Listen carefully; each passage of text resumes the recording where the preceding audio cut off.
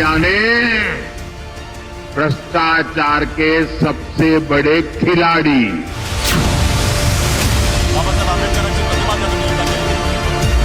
महाराष्ट्राच्या लुटारूंना मी प्रत्यक्ष किंवा अप्रत्यक्ष मदत करणार नाही. छत्रपती शिवाजी महाराजांची शपथ घेऊन बोलतोय.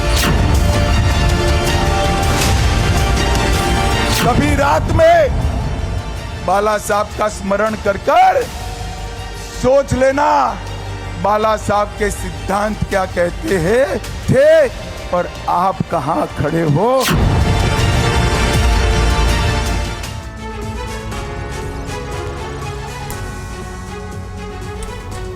जहां छत्रपति शिवाजी की कसम आखिर उद्धव ठाकरे ने क्यों खाई, आज इसी पर करेंगे बात. और भी कई अहम मुद्दे हैं महाराष्ट्र के विधानसभा चुनावों से जुड़े जिन पर होगी हमारी नजर. आपके साथ मैं हूं समीर अब्बास, मेरे साथ रवि मिश्रा भी मौजूद हैं. महाराष्ट्र में 6 दिन बाद ही वोटिंग है, लेकिन उससे पहले जुबानी प्रहार तेज हो गया है. शिवसेना प्रमुख उद्धव ठाकरे ने टीवी 9 को एक्सक्लूसिव इंटरव्यू दिया, जिसमें उन्होंने बीजेपी समेत पूरी महायुति पर जमकर हमला किया. उद्धव ठाकरे ने छत्रपति शिवाजी की कसम खाकर कहा कि वो महाराष्ट्र में लुटेरों की मदद नहीं करेंगे. जहां महाराष्ट्र में नेताओं के हेलीकॉप्टर की तलाशी पर भी जमकर सियासत हो रही है. उद्धव ठाकरे नितिन गडकरी की हेलीकॉप्टर की चुनाव आयोग जांच करा चुका है, जिस पर सियासी पारा काफी हाई है. तो इस विषय पर भी हम बात करेंगे, खबर आपको देंगे. महाराष्ट्र चुनाव को लेकर क्या हलचल है इस वक्त, उस पर सबसे पहले नजर. जी हां, और सबसे पहले उद्धव ठाकरे के बयान का जिक्र. टीवी 9 के साथ बेहद खास इंटरव्यू में उद्धव ठाकरे ने जो बातें कही हैं वो चुनाव के दौरान चर्चा का सबब बन गई हैं. टीवी 9 से खास बातचीत में उद्धव ठाकरे का महायुति पर हमला. उद्धव ने छत्रपति शिवाजी की कसम खाई है, महाराष्ट्र में लुटेरों की मदद नहीं करूंगा, कभी उनकी मदद नहीं करूंगा.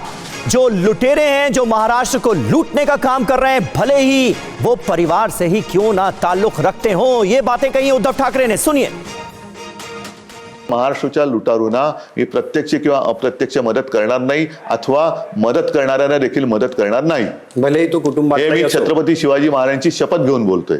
बापरे, शपथ घेऊन, आणि भलेही तो कुटुंबातलाही असो. महाराष्ट्र हे माझं कुटुंबच आहे ना. हा, महाराष्ट्र माझं कुटुंब आहे. हिंदू हृदय सम्राटांच्या समोर जनाब लावलं, हा कोणी आरोप आता लावलंय? हे नाही, हे राज ठाकरे करायला लागले. म्हणजे राज ठाकरेंचं मी हा. मागे तर त्यांना हाज ठाकरे लोक बोलत होती, हा. कारण त्याने हाजला जाणाऱ्या यात्रेकरूंचं सुविधा वाढवा म्हणून केलं, म्हणून त्यांना अनेक जण त्यांनी पण टोपी घातली होती. आता लोकांना टोप्या घालतायत. त्यांना तर हाज ठाकरे बोलले होते लोक तेव्हा. नाही, पण ते जो आरोप, ते जे आरोप लावतात. बघा, एक गोष्ट नक्की हा. की हिंदू हृदय सम्राट शिवसेना प्रमुखांचं एक वाक्य मला असं दाखवा की या देशातले सगळे मुसलमान गुन्हेगार आहेत. हा, मुद्दा फक्त देशप्रेमी आणि देशद्रोही. आता देवेंद्रना मला पुढचा प्रश्न विचारायचा आहे. नवाब मलिक बद्दल तुमची भूमिका नेमकी काय आहे? कारण नवाब मलिक माझ्या मंत्रिमंडळात माझे सहकारी होते. त्यांना यांनी सगळं नाटक केलं, दाऊदचा साथीदार म्हणून याला तुरुंगात टाकलं. नागपूरच्या अधिवेशनात 2 उपमुख्यमंत्री देवेंद्र आणि अजित पवार असे मांडीला मांडी लावून बसतात, तरी सुद्धा यांना पत्र द्यावं लागतं की हे योग्य नाही होय बरे, हे ठीक नव्हे बरे. आता अजित पवारांनी सांगितले की हा माझा अधिकृत उमेदवार आहे. काय करणार देवेंद्र फडणवीस? वही उद्धव ठाकरे ने बीजेपी पर हमला किया. बीजेपी को मुस्लिमों से कोई मतलब नहीं, ये उद्धव ठाकरे ने कहा. आप अपनी पार्टी से मुस्लिमों को निकाल दो, उद्धव का बयान. लोग बेरोजगार हो रहे हैं, उद्योग बंद हो रहे हैं, क्या कश्मीर में 370 हटने से रोजगार मिला? ये सवाल बीजेपी से उद्धव ठाकरे. आता ती मुस्लिम मतं मवियाला मिळाली, शिवसेनेला मिळाली. त्यामुळे आता जेव्हा विधानसभा आली, त्यामुळे त्या मतांवरून टार्गेट तुम्हाला करण्यात येतं. अगदी मशिदीत जाऊन किंवा इतर ठिकाणी जाऊन त्यांच्या टोप्या घालून एकमेकाला घास भरवतानाचे फोटो दाखवू, मोहन भागवत जामा मशिदीत गेलेल्याचे फोटो दाखवू, मोदी मशिदीत गेल्याचे फोटो दाखवू. तुम्ही एकदा जाहीर करा की तुम्हाला मुसलमान नकोत, आणि तुमच्या पक्षात जेवढे मुसलमान आहेत तेवढे काढून टाका. चला, माझं जाहीर आव्हान आहे. ते नकली संतान बोलतात हे तर तुम्ही बोलले होते मध्ये. आता मी तुम्हाला एक बाईट दाखवतो. अमित शहा इथे येऊन तुम्हाला 5-5 प्रश्न विचारतात. 370 कलम हटवताना हा. शिवसेनेने त्यांना पाठिंबा दिला होता. हे जर ते विसरले असतील तर त्यांनी अमिताभ बच्चन किंवा महाभृंगराज किंवा ब्राह्मी तेल डोक्याला लावावं की त्यांची बुद्धी ही तैल बुद्धी राहील. आणि त्याच्या पुढे मला सांगतो, सोयाबीनला भाव नाही, कापसाला भाव नाही, दुधाला भाव नाही, शेतकरी कर्जबाजारी झालेला आहे, बेरोजगार झालेला आहे, सगळे उद्योग गुजरातला का नेत आहेत ह्याचं उत्तर त्याने द्यावं. पण हे सगळे जे जीवन मरणाचे प्रश्न आहे त्याचा 370 कलमाशी संबंध काय? काय संबंध? 370 कलम हटवलं, तुम्हाला रोजगार मिळाला? 370 कलम हटवलं, तुमचा शेतमालाला भाव मिळाला? 370 कलम हटवलं, तुमच्या मुला मुलींची लग्न होत आहेत? 370 कलम हे काश्मीरसाठी योग्य आहे. जे हिंदू पंडितांवरती अत्याचार होत होते तेव्हा एकमेव हिंदू हृदय सम्राट शिवसेना प्रमुख बाळासाहेब ठाकरे होते. त्यांनी काश्मीरी पंडितांना महाराष्ट्रामध्ये आसरा दिलेला. तो देखिए, कई अहम बातों का उद्धव ठाकरे ने TV9 के साथ इस खास इंटरव्यू में जिक्र किया है. अब सवाल यह है कि उद्धव ने महायुति से दूरी क्यों बनाई? वो महायुति से कभी गठबंधन ना करने की कसम क्यों खा रहे हैं, शपथ क्यों ले रहे हैं छत्रपति शिवाजी की? आइए आपको समझाते हैं महायुति से उद्धव की इस कदर दूरी क्यों. इसकी 5 वजह. बाल ठाकरे की बनाई पार्टी शिवसेना में टूट. दूसरा, पार्टी के दिग्गज नेताओं ने जिस तरह से उनका साथ छोड़ा वो भी एक अहम वजह है. और मुख्यमंत्री की कुर्सी चली गई उद्धव ठाकरे की. बिल्कुल, चौथी वजह शिवसेना तोड़ने वालों को सीएम की कुर्सी दी, ये एक वो वजह मानते हैं. और 5वीं वजह यह कि उद्धव की शिवसेना को नकली शिवसेना कहा गया. और यही वजह है कि उद्धव ठाकरे इतना अपफ्रंट होकर इस मुद्दे पर बोल भी रहे हैं, बीजेपी पर आरोप भी लगा रहे हैं. जी, और हमारे साथ इस वक्त कई खास मेहमान मौजूद हैं, उनसे आपका तारुफ करा दें. सिद्धार्थ यादव हमारे साथ मौजूद हैं, भारतीय जनता पार्टी के प्रवक्ता. चित्रा बाथम कांग्रेस पार्टी की प्रवक्ताएं हमारे साथ जुड़ चुकी हैं. विक्रम सिंह यादव नेता हैं शिवसेना यूबीटी के, वो भी हमारे साथ मौजूद हैं. सिद्धार्थ जी, उद्धव ठाकरे का TV9 को दिया यह इंटरव्यू और उसमें कही गई अहम बातें आपने सुनी होंगी. पहली बड़ी बात, शिवाजी की कसम खाकर, शिवाजी की शपथ लेकर वो ये बात कह रहे हैं कि महायुति के साथ किसी भी हाल में नहीं जाएंगे, क्योंकि जो लोग महाराष्ट्र को लूटने का काम कर रहे हैं उनके साथ जाने का सवाल ही नहीं पैदा होता. फर्स्ट रिएक्शन आपका क्या मतलब आप निकाल पा रहे हैं इस बयान से? देखिए समीर जी, पुरानी आदत है उद्धव ठाकरे जी और उनकी पार्टी की कि छत्रपति शिवाजी महाराज के नाम पर मात्र राजनीति करना, पर उनके मूल्यों को भी छोड़ देना, उनके आदर्शों को भी छोड़ देना और उनकी बातों को भी भूल जाना. अगर छत्रपति शिवाजी महाराज की कसम खानी ही थी तो उस दिन खाते जिस दिन औरंगाबाद का नाम बदल करके संभाजी नगर रखा गया, वापस उस विरासत को लाया गया. और ये जिनके साथ आज खड़े हैं कंधा से कंधा मिला करके सारे विरोध करने लग रहे थे. आप औरंगजेब प्रेमियों से तो प्रेम करते हैं, आप औरंगजेब की मजार पे जाने वालों को तो माला फूल पहनाते हैं, आप याकूब मेनन वालों को तो चुनाव में उतारते हैं जो उनकी मर्सी पिटीशन फाइल करती हैं. आप वैसे तो सब कुछ भूल जाएंगे और यहां पर आकर के कहेंगे कि मैं छत्रपति शिवाजी महाराज की कसम खाता हूं. छत्रपति शिवाजी महाराज की कसम खानी थी तो महाराष्ट्र के विकास के लिए खाते. 2.5 साल जनता ने आपको मौका दिया था. जनता ने मौका तो दिया था भारतीय जनता पार्टी के साथ सरकार बनाने के लिए. आपने वोट लिया था आदरणीय प्रधानमंत्री नरेंद्र मोदी जी के चेहरे पर. आपने हमारे गठबंधन में जाकर के जनता के बीच में आप गए और फिर आपने धोखा देकर के खिचड़ी सरकार बनाई. कुछ विधायक एक पार्टी के लिए, कुछ विधायक एक पार्टी के लिए, और आपने कहा मैं मुख्यमंत्री बन के सत्ता के शीर्ष पे बैठूंगा. 2.5 साल आपने क्या किया महाराष्ट्र के साथ?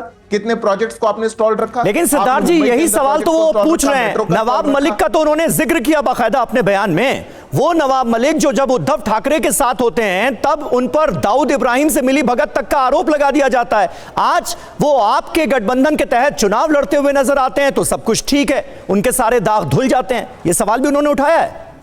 समीर जी, बिल्कुल कोई दाग नहीं धुलता. और मैं फैक्चुअली इस बात को बिल्कुल आपके शो पर, आपका बहुत प्रतिष्ठित चैनल है, मैं बहुत कैटेगोरिकली रखना चाहता हूं. हमारे गठबंधन का कैंडिडेट उस सीट पर चुनाव लड़ रहा है, वो नवाब मलिक के सामने भी लड़ रहे हैं. भारतीय जनता पार्टी का जो स्टैंड नवाब मलिक को लेकर के था वो स्टैंड में कोई फर्क नहीं है. वो स्टैंड बिल्कुल अडिग है और ये हमारी प्रतिज्ञा है जो हमने पहले कहा है वो बिल्कुल स्टे करेगा. इसलिए वो हमारे गठबंधन के उम्मीदवार ऐसा नहीं है. उनको उतारा गया है वहां पे चुनाव के लिए, पर शिवसेना, अजीत दादा पवार की पार्टी आपके गठबंधन में है या नहीं है? ऐसे नवाब मलिक अजीत पवार की पार्टी के उम्मीदवार हैं या नहीं है? ये कैसे आप समझाएंगे महाराष्ट्र की जनता को? महाराष्ट्र की जनता बहुत समझदार है समीर जी. 26 सीटें ऐसी हैं जहां पे महाविकास आघाड़ी के उम्मीदवार आपस में चुनाव लड़ रहे हैं एक दूसरे के सामने। 24 लोगों को कांग्रेस पार्टी को अपनी पार्टी से बाहर निकालना पड़ा, उनको जबरदस्ती इस्तीफा लिया गया है उनका, क्योंकि उन्होंने बगावत कर दी थी। तो ये फ्रेंडली फाइट की कहानी तो महाविकास आघाड़ी में पूछिए, हमारे यहां तो इतनी है नहीं। तो ये तो उनको जाकर के पूछना है। जो हमारा स्टैंड उनको लेकर के था वो बिल्कुल अडिग है। पर मैं फिर से कहता हूं, अगर उद्धव ठाकरे को छत्रपति शिवाजी महाराज की प्रतिज्ञा को याद करना था तो ये जो इंडिया उलेमा बोर्ड उनको पत्र लिख करके कह रहा है कि 1000 करोड़ की वक्फ को प्रॉपर्टी दे दो, उसको लिख करके पत्र में समर्थन ना दे, कुछ छत्रपति शिवाजी महाराज को याद करें और महाराष्ट्र को कर्तव्य ना डालें। इस पर रिएक्शन लेते हैं विक्रम सिंह यादव, शिवसेना के नेता, यूबीटी समूह के हमारे साथ जुड़े हैं। विक्रम सिंह जी, सवाल आता है कुल मिलाकर कि हिंदुत्व का असली नेता महाराष्ट्र में कौन है? छत्रपति शिवाजी की कसम खाने का मतलब ही है कि उद्धव ठाकरे ये बताना चाहते हैं कि हिंदू और हिंदुत्व के हितों की बात करने में अव्वल है। लेकिन सवाल यहां पर यही उठता है कि जिस तरीके की पार्टियों के साथ यूबीटी खड़ी है, वो पार्टियों के बयान, चाहे वो सावरकर की बात करें, शिवाजी को लेकर बात करें, चाहे हिंदुत्व को लेकर बात करें, बड़े खुलकर विरोध वाले बयान रहे। मुझे राहुल गांधी के वो बयान गिनाने की जरूरत नहीं है जो हिंदुत्व को लेकर और सावरकर को लेकर वो खुले मन से देते रहे, फिर भी आप लोग साथ हैं और छत्रपति शिवाजी की शपथ लेके खुद को हिंदुत्व का पहरेदार बता रहे हैं। क्या कहेंगे आप इस पर? मिश्रा जी, मुझे तो बड़ी हंसी आती है। देखो, एक कहावत है देसी की, गुड़ खाए और गुड़ियानी से परहेज। अब ये मुझे बताइए कि आरोप इन लोगों ने खुद लगाए नवाब मलिक पे ऊपर, अजीत पवार के ऊपर। ये लोग ऐसे लोगों के साथ चले जाते हैं तो इनकी विचारधारा खत्म नहीं होती है। और शिवसेना को, क्योंकि इन्होंने कुछ किया तो है नहीं और इन पे 70 दाग लगे हुए हैं, तो अब इनको बचना, इनके पास बस एक डायलॉग सेट है कि शिवसेना ने हिंदुत्व को भुला दिया। मुझे आप बता दीजिए कि शिवसेना का एक भी हिंदू विरोधी काम आप मुझे बता दो। ये पीडीपी के साथ सरकार बनाते हैं, इनका हिंदुत्व को कुछ नहीं होता। इन्होंने, अमित शाह जी ने मंच से बाकायदा कहा था कि भाई नीतीश कुमार के साथ अब हम नहीं जाएंगे, और अगर वो आया भी तो भी हम उसको नहीं लेंगे।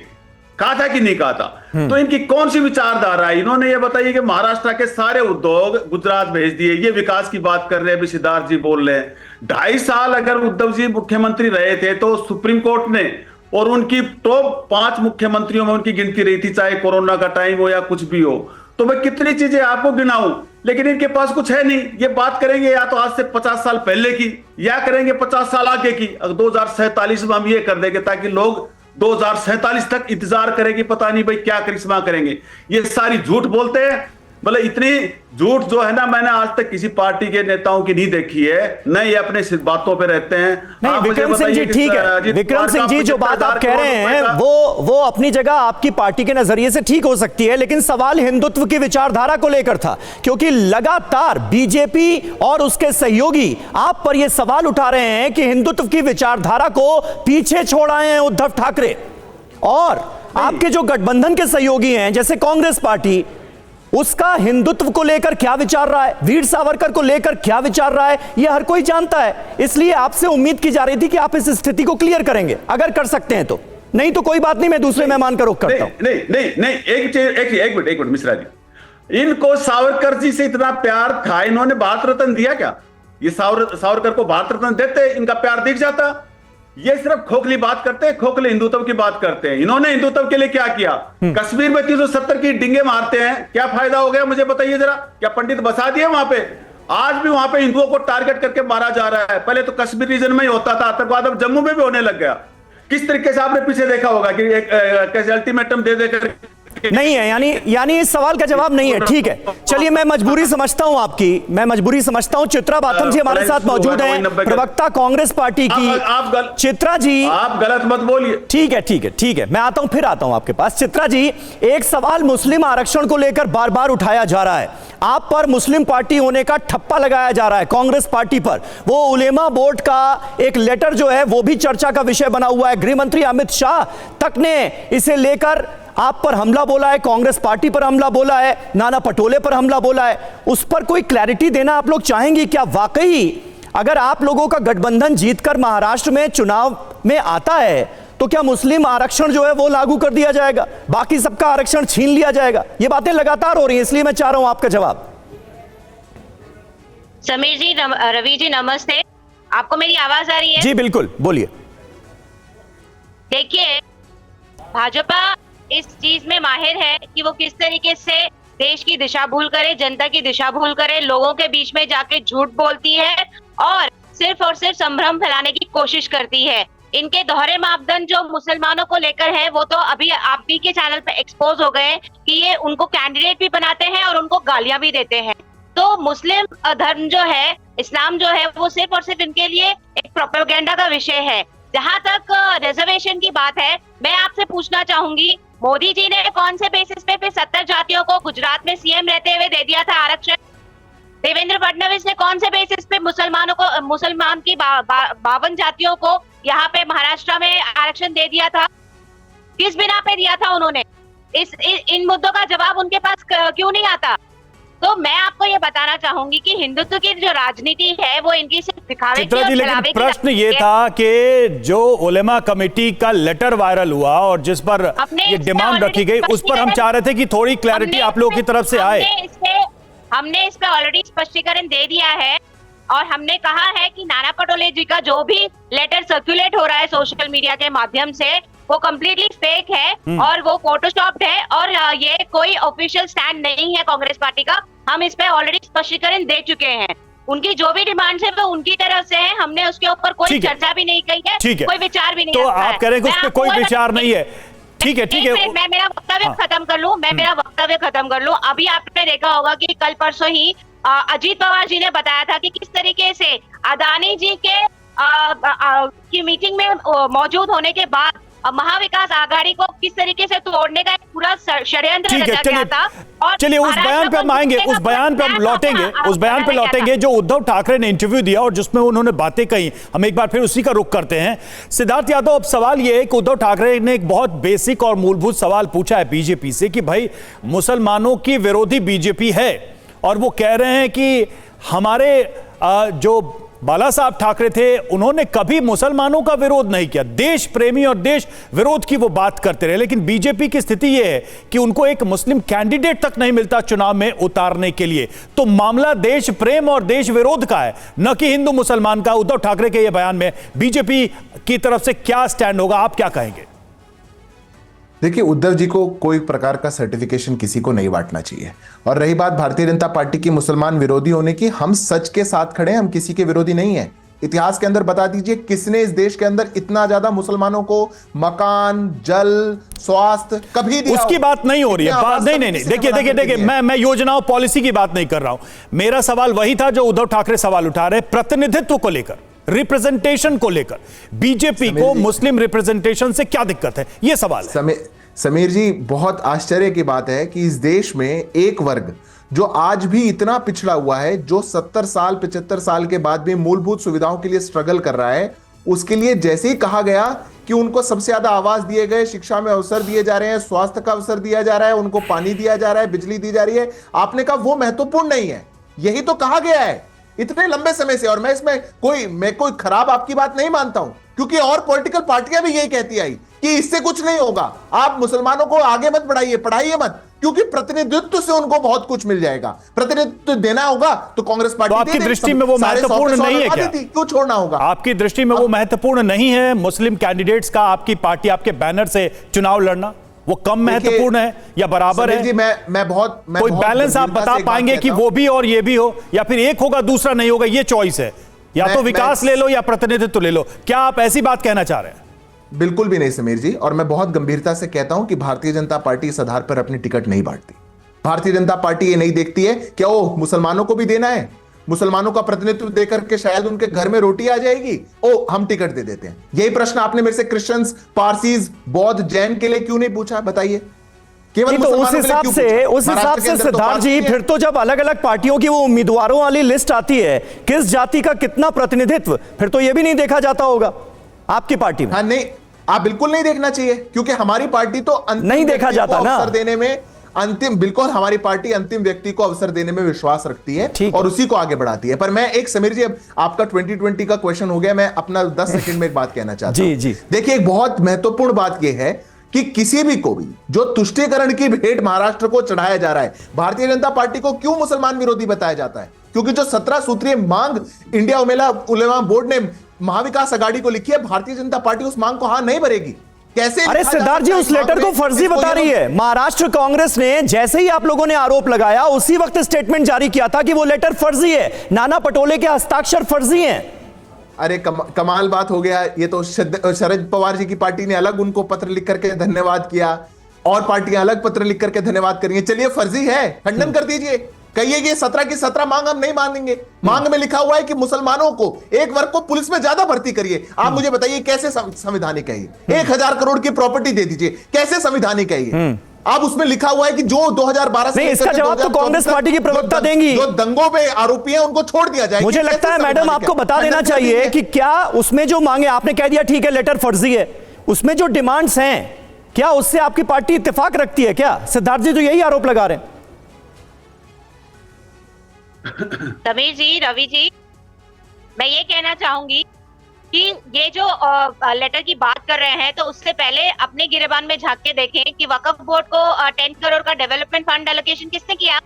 महायुति की सरकार ने किया। क्यों किया? उसका जवाब अगर नहीं आप देंगे। मुस्लिम, आप आप मुस्लिम, आप ऑलरेडी कर चुके हैं, उस पे आप जवाब नहीं देंगे, लेकिन उलेमा बोर्ड की जो भी डिमांड्स है उसके ऊपर आप प्रश्न उठाएंगे। डिमांड्स उन्होंने रखी है, हमने तो उन डिमांड्स के ऊपर अभी तक चर्चा भी नहीं करी है। हमने तो वो डिमांड्स अभी तक अपने बगल में रखी भी नहीं है। तो आप पहले आपने जो किया उसके ऊपर आप प्रश्न दीजिए। मतलब उलेमा बोर्ड की जो सो कॉल्ड डिमांड है, क्योंकि एक तो लेटर ही फर्जी होने की बात की जा रही है तो इसकी तस्दीक तो की नहीं जा सकती, लेकिन जो डिमांड्स हैं वो जो फहरिस्त थी उससे आप लोग इत्तेफाक नहीं रखती ना, उन मांगों के विरोध में है आपकी पार्टी भी। मैंने आपको वही बता दिया कि हमने उन डिमांड्स के ऊपर चर्चा भी नहीं करी है। ठीक है, हमने अभी तक उनकी बात भी नहीं करी, तो हम नकार या होकर ठीक है, किसी भी सूरत में नहीं देते। ठीक लेकिन है। इन्होंने जो ऑलरेडी किया हुआ है उसके ऊपर भी तो प्रश्न उठा। ठीक है, वो सवाल हम ले लेंगे, वो सवाल भी हम ले लेंगे। और देखिए, और बात चुनाव में चेकिंग की भी करते हैं। देखिए किस तरीके से ये एक नया मुद्दा बन गया है, इसको लेकर के भी कई तरह के आरोप लग रहे हैं। और इस बीच देखिए अमित शाह का महाविकास आघाड़ी पर हमला सामने आया है। राम मंदिर 370 का विरोध करते हैं। उद्धव जी सत्ता के लिए कितना गिरोगे? अमित शाह ने ये हमला बोला है। बाला साहब के सिद्धांत क्या कहते हैं? उद्धव जी आप कहां खड़े हो? ये अमित शाह ने सवाल पूछे उद्धव ठाकरे से। हम राम मंदिर बनाते हैं, अघाड़ी विरोध करती है। 370 हटाते हैं, अघाड़ी विरोध करती है। उस्मानाबाद का नाम धाराशिव करते हैं, वो विरोध करते हैं। औरंगाबाद का नाम छत्रपति संभाजी नगर करते हैं, ये विरोध करते हैं। अहमदनगर का नाम अहल्याबाई के नाम से रखते हैं, ये विरोध करते हैं। मुझे तो कभी कभी शक होता है कि उद्धव जी सत्ता के लिए आप कितना नीचे गिरोगे, कितना नीचे गिरोगे, कितना नीचे गिरोगे। कभी रात में बाला साहब का स्मरण कर कर सोच लेना बाला साहब के सिद्धांत क्या कहते हैं थे और आप कहां खड़े हो तो आपको मालूम पड़ जाएगा। तो उद्धव ठाकरे को बाला साहेब ठाकरे के सिद्धांतों की याद दिलाते हुए नजर आए गृह मंत्री अमित शाह। और अब बात चुनाव में चेकिंग की, जिस पर महाराष्ट्र में सियासत तेज हो गई है। 24 घंटे में 2 बार पूर्व सीएम उद्धव ठाकरे के सामान की जांच की गई, जिस पर उद्धव नाराज नजर आए। उनकी पार्टी के नेता गुस्से में। सोमवार को यवतमाल में उनके बैग की जांच की गई थी। अब उस्मानाबाद में तलाशी के मुद्दे पर एक तरह का सियासी घमासान मच गया है। उस्मानाबाद में जब प्रचार के लिए उद्धव ठाकरे का हेलीकॉप्टर उतरा तो चुनाव अधिकारी चेकिंग के लिए पहुंच गए। चेकिंग से पहले आयोग के कर्मचारियों से उद्धव ने उनका परिचय पूछा, आईडी देखी और फिर जांच पड़ताल शुरू हुई। तस्वीरों में आप देख सकते हैं हेलीकॉप्टर में रखा उद्धव का बैग खोलकर देखा गया, अंदर रखे सामान की जांच की गई। और इससे पहले सोमवार को जब अधिकारी जांच के लिए पहुंचे तो वहां भी उद्धव ठाकरे ने पहले उनका पूरा परिचय पूछा, उनकी आईडी देखी, फिर हेलीकॉप्टर की जांच पड़ताल शुरू करवाई। अधिकारियों ने हेलीकॉप्टर के अंदर रखे बैग की तसल्ली बख्श तरीके से तलाशी ली, उसे खोलकर देखा। तो यह मुद्दा भी सियासी सरगर्मियां बटोर रहा है। जाहिर है दोबारा इस तरह तलाशी लेने से उद्धव ठाकरे भड़के हुए हैं, उनकी पार्टी के नेता भड़के हुए हैं। अब आपको उद्धव ठाकरे का वीडियो दिखाते भी हैं, सुनाते भी हैं, जो उन्होंने खुद बनवाया है। कधीपासून नोकरीत आहात? किती जणांना तपासलंय? किती नावं सांगा पटपट पटपट. आपली पहिलीच सभा असल्यामुळे आपल्याला माझी पहिलीच, दरवेळेला मीच पहिला गिराईक. हा आज आता मोदी येतात, मोदींकडे पाठवतो ना तुम्हाला. सोलापूरचा एअरपोर्ट बंद आहे. नाही अडचण नाही. मोदींना तपासलं, त्यांना सस्पेंड केलं होतं ओरिसामध्ये. आता आज मोदींची तपासणी झालीच पाहिजे. ठीक आहे, चला. माझा काय तुमच्यावरती राग नाहीये. मला फक्त यांचा एकतर्फी जो कारभार चाललाय, मला जो न्याय तोच मोदींना पण लागला पाहिजे, कारण मोदी पण प्रचाराला येत आहेत. ठीक है. तो ये वो उद्धव ठाकरे का वीडियो जिसमें चेकिंग के दौरान उन्होंने वहां पर पहुंचे कर्मचारियों से सीधे बात की थी, और टीवी 9 से खास बातचीत में उद्धव ठाकरे ने तलाशी के मुद्दे पर क्या कहा वो आपको सुनाते हैं.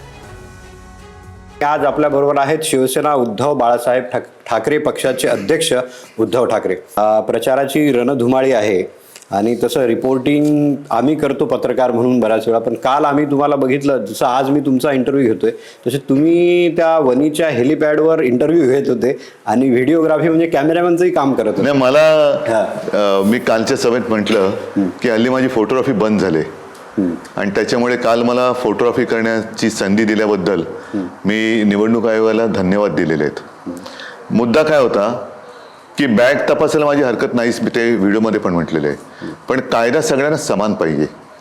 मग जसा कायदा मला आहे तसाच तो कायदा मोदी, शहा आणि इथले 3 तिघाडं सरकार त्यांच्या प्रमुखांना सुद्धा पाहिजे, कारण ते सुद्धा प्रचारक म्हणून येत आहेत. देखिए, उद्धव ठाकरे ने टीवी 9 के साथ इस खास इंटरव्यू में यह कहा है कि चेकिंग को लेकर उन्हें कोई ऐतराज नहीं था, लेकिन चेकिंग सबकी होनी चाहिए, नियम सबके लिए बराबर होने चाहिए. केंद्रीय मंत्री नितिन गडकरी की चेकिंग का भी इस बीच मामला सामने आ गया है. लातूर में नितिन गडकरी के हेलीकॉप्टर की भी जांच की गई. अधिकारियों ने हेलीकॉप्टर के साथ नितिन गडकरी के बैग की भी चेकिंग की. बीजेपी प्रत्याशी के समर्थन में दरअसल सभा करने पहुंचे थे केंद्रीय मंत्री नितिन गडकरी, और यह देखिए उनका सामान भी चेक हो रहा है. तो ऐसा नहीं है कि सिर्फ उद्धव ठाकरे की ही चेकिंग हुई, नितिन गडकरी के हेलीकॉप्टर में भी जांच की गई, चेकिंग की गई और उनका बैग भी खंगाला गया. और महाराष्ट्र में उद्धव ठाकरे के हेलीकॉप्टर और बैग की चेकिंग पर उठे बवाल के बीच बीजेपी ने देखिए बड़ा दावा कर दिया है. फडणवीस के बैग चेकिंग को लेकर बीजेपी ने दावा किया है. बीजेपी ने देवेंद्र फडणवीस की चेकिंग का एक वीडियो जारी किया है. 5 नवंबर को एयरपोर्ट पर देवेंद्र फडणवीस की भी चेकिंग हुई थी. 7 नवंबर को भी यवतमाल में फडणवीस के बैग की तलाशी ली गई थी. तो एक तो नितिन गडकरी केंद्रीय मंत्री हैं, उनकी भी चेकिंग हुई, वो तस्वीरें हमने आपको दिखाई, और दूसरा देवेंद्र फडणवीस की चेकिंग का ये वीडियो जो बीजेपी ने जारी किया है, ये दोनों इस वक्त आप टीवी 9 भारतवर्ष की स्क्रीन पर देख रहे हैं. एक तरफ देवेंद्र फडणवीस के बैग की चेकिंग हो रही है, दूसरी तरफ नितिन गडकरी के बैग की चेकिंग हो रही है. शिवसेना यूबीटी से हमारे साथ इस वक्त विक्रम सिंह यादव मौजूद हैं. विक्रम सिंह जी, चेकिंग तो सबकी हो रही है, फिर ऐतराज आखिर आप लोगों को ही क्यों है? देवेंद्र फडणवीस की तरफ से या नितिन गडकरी की तरफ से, उनके समर्थकों की तरफ से तो कोई ऐतराज नहीं जताया गया. नहीं, इसमें यही तो कहा गया है कि भाई सबकी करो, निष्पक्ष जांच हो. पहले तो उद्धव जी का दिखाया था, ये चेकिंग आज अब दिखा रहे हो आप बाद में, पहले नहीं पता था. ये इसमें कोई बड़ी बात नहीं है. इसमें इतना ही कहा गया कि भाई निष्पक्ष जांच हो, किसी एक की जांच नहीं हो. देखिए आज किस प्रकार से जैसे राजनीतिक विरोधियों के साथ जांच हो रही है, उधर भी चेकिंग हो रही है, इधर भी हो रही है. नहीं भाई, ये चीज जैसे आपने भी दिखाया है, अब ये कहां का भी इसकी क्या पुष्टि आप कर रहे हो नहीं कर रहे हो मुझे तो क्या पता. आप दिखा रहे हो, आपकी बात हमने मान ली, लेकिन इसमें सिर्फ यही तो कहा गया है कि निष्पक्ष जांच हो. अगर ये जांच करेंगे तो सही है, लेकिन जैसे देखा जा रहा है कि आज किस प्रकार से राजनीतिक विरोधियों के पीछे कैसे जांच की जा रही है, कैसे सेंट्रल एजेंसियां लगाई जा रही हैं. आज देखिए, आज आम आदमी मतलब सुरक्षित नहीं है, कैसे धमकियां मिली जा रही हैं विदेशों से. मुझे खुद धमकी मिली परसों, लॉरेंस बिश्नोई से मुझे खुद परसों धमकी मिली है. अच्छा, तो आप ये लोग उन चीजों पे काम करें क्यों नहीं? ये घुसपैठ का रोना रोते हैं. अरे भाई, घुसपैठ पे इनकी सरकार है, इनकी एजेंसियां हैं वहां पे, किस प्रकार से घुसपैठ हो रही है? लेकिन क्या है कि पब्लिक को डराने के लिए.